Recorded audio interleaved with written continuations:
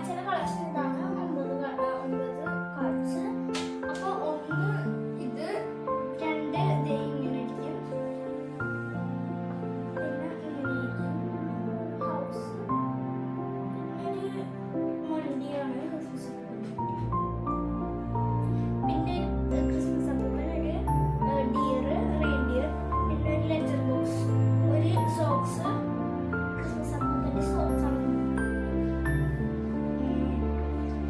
പിന്നെ ട്രീ. അത്രയാണ് നമ്മുടെ സെറ്റിൽ വരുന്നത്. പിന്നെ കുറെ ഇതിന്റെ അത്ര എൻവലപ്സ് ഉണ്ടാവും.